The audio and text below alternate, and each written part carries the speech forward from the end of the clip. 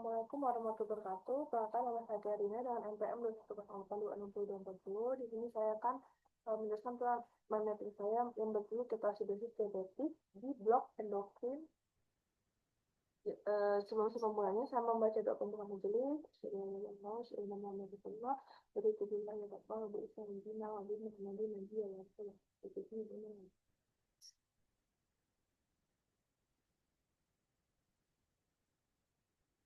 Jadi ini adalah menurut saya tentang ketoasidosis diabetes atau KAD.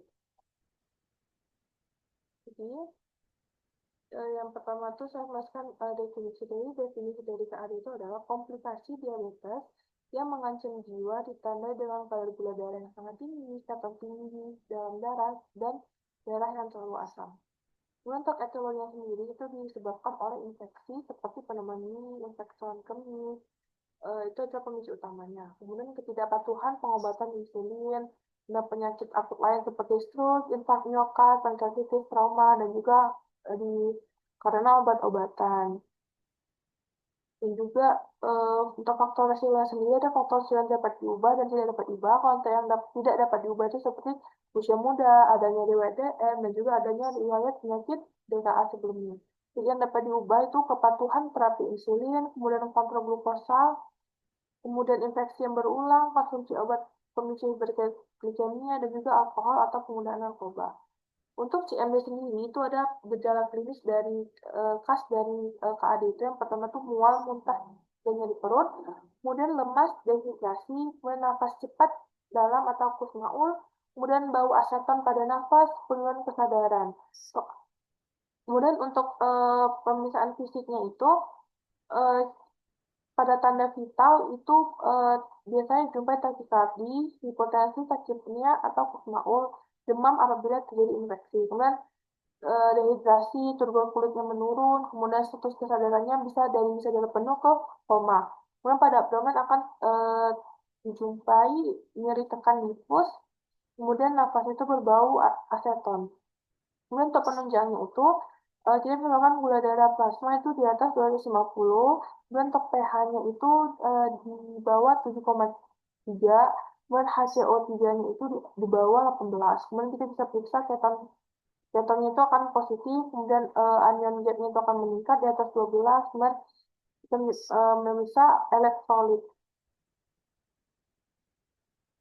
Kemudian untuk tata laksananya itu ada tata laksana farmako dan juga non farmako. Kalau untuk yang farmakonya itu awalnya itu kalau dia dehidrasi cairan kita bisa berikan NaCl 0,9%, 15-20 ml per kilogram berat badan dalam 1 jam pertama.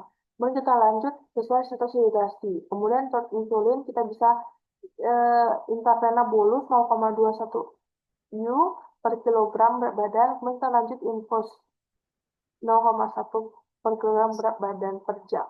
Targetnya untuk menurunkan glukosa 50-75 mg per jam. Kemudian kalium, jika kapasitas kita di bawah 3,3, kita tunda insulin, kita berikan kapasitasnya terlebih dahulu. Apabila kaliumnya itu 3,3 sampai 5,2, kita berikan KCl 20-30 mg per jam.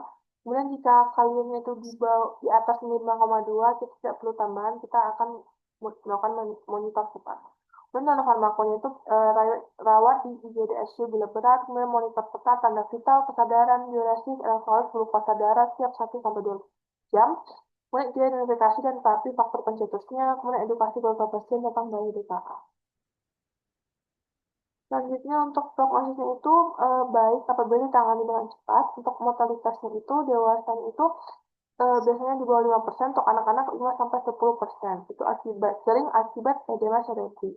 Prognosisnya buruk apabila usianya lanjut, keterlambatan terapis, koma, infeksi berat, dan juga adanya penyakit kardiovaskular.